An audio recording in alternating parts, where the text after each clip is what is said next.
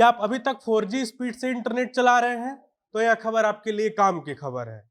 दरअसल आज सूचना एवं प्रसारण मंत्रालय द्वारा 5G एक्सेप्ट्रम की नीलामी हो रही है। इसलिए हम आपको इस रिपोर्ट में बताएंगे क्या है पूरी कहानी। हम आपको बताएंगे कि इंटरनेट स्पीड बताने के लिए 2G, 3G, 4G, 5G जैसे शब्द को ही प्रयोग में क्यों किया जाता है, एक्सेप्ट्रम क्या है और इसकी नीलामी कैसे होती है, कौन लोग इसकी नीलामी में बैठ सकते हैं और भारत के किन शहरों में ये सबसे पहले आएगा। उससे पहले नमस्कार, आप देख रहे हैं जनता जंक्शन। आपके साथ मैं हूं नीलांबर पाठक और कैमरे के पीछे खड़े हैं विशाल। ताजा खबर सूचना एवं प्रसारण मंत्रालय से आई है। खबर के मुताबिक आज यानी 26 जुलाई को देश में 5वीं बार एक्सपेक्ट्रम की नीलामी हो रही है। देश की 4 बड़ी कंपनियां इस नीलामी में हिस्सा ले रही हैं। अब ये एक्सपेक्ट्रम होता क्या है, इसकी नीलामी क्यों होती है और इसे कौन लोग खरीद सकते हैं और इसे खरीदने के लिए कितने पैसे की जरूरत पड़ सकती है। 5G स्पेक्ट्रम के नीलामी से जुड़े सारे बिंदुओं को हम परत दर परत आपके सामने खोल रहे हैं। आखिर किसी भी सिम को लेने के लिए 1G, 2G, 3G, 4G, 5G जैसे शब्द का प्रयोग हम क्यों करते हैं। दरअसल यहाँ पर हम आपको बता दें कि 5 का मतलब तो आप जानते ही हैं कि पांचवा, लेकिन G का मतलब जनरेशन बताया गया है। यानी कि जब से इंटरनेट दुनिया में आया है तब से 5वीं जनरेशन का अपडेटेड वर्जन इंटरनेट अभी जो बाजार में चल रहा है वो है। हालांकि भारत में अभी तक 5G इंटरनेट नहीं आया है जिसकी कारोबार शुरू हो गई है। अब हम आपको बता रहे हैं कि एक्सपेक्ट्रम क्या है। एक्सपेक्ट्रम का शाब्दिक अर्थ होता है फ्रीक्वेंसी। फ्रीक्वेंसी की नीलामी को ही एक्सपेक्ट्रम की नीलामी कहते हैं।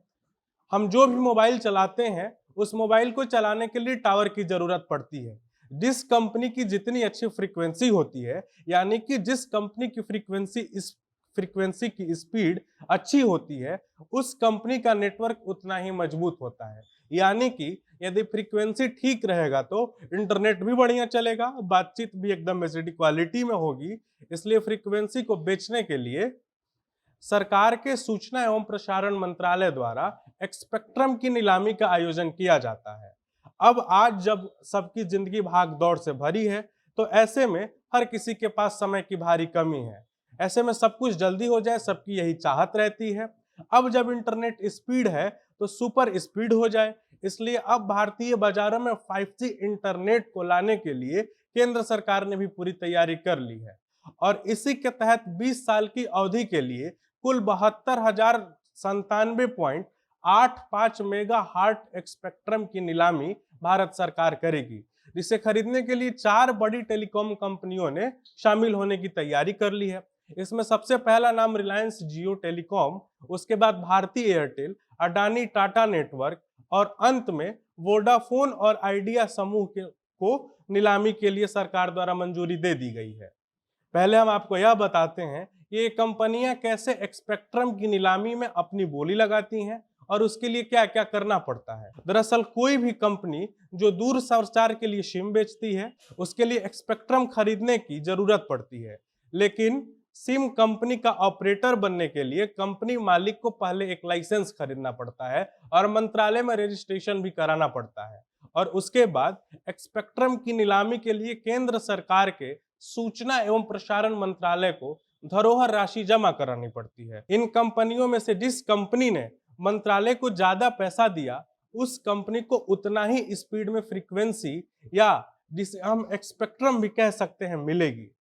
अब आज जब 5G स्पेक्ट्रम की नीलामी हो रही है तो अब हम आपको बता रहे हैं कि कौन सी कंपनियां हैं जो स्पेक्ट्रम में नीलामी के लिए सूचना एवं प्रसारण मंत्रालय को कितनी धरोहर राशि दी है। इस कड़ी में पहला स्थान रिलायंस जियो टेलीकॉम का है। रिलायंस जियो टेलीकॉम ने स्पेक्ट्रम को खरीदने के लिए 14,000 करोड़ रुपए की धरोहर राशि के तौर पर केंद्र सरकार को दिए हैं, तो वहीं अदानी समूह ने 100 करोड़ रुपए दिए हैं। बात यदि भारती एयरटेल की करें तो भारती एयरटेल ने स्पेक्ट्रम को खरीदने के लिए 55,000 करोड़ रुपए सूचना एवं प्रसारण मंत्रालय को राशि के रूप में जमा कराई है, जबकि वोडाफोन आइडिया समूह ने 2200 करोड़ रुपए की धरोहर राशि जमा कराई है। आपको बता दें कि दूरसंचार विभाग को 5G स्पेक्ट्रम की नीलामी से 70,000 करोड़ से 1 लाख करोड़ रुपए तक का राजस्व मिलने की उम्मीद है। बाजार विश्लेषकों का कहना है कि नीलामी के दौरान आक्रामक ढंग से बोली लगाई जाने की उम्मीद कम है।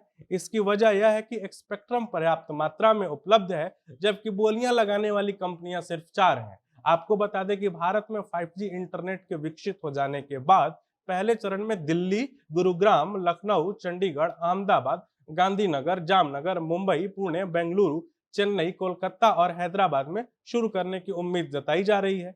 कैसी लगी आपको यह हमारी रिपोर्ट, कमेंट बॉक्स में जरूर बताएं। यदि आप इस वीडियो को फेसबुक पर देख रहे हैं तो पेज को फॉलो और वीडियो को लाइक कर लें, और यदि यूट्यूब पर देख रहे हैं तो चैनल को सब्सक्राइब और वीडियो को लाइक कर लें। बहुत बहुत धन्यवाद।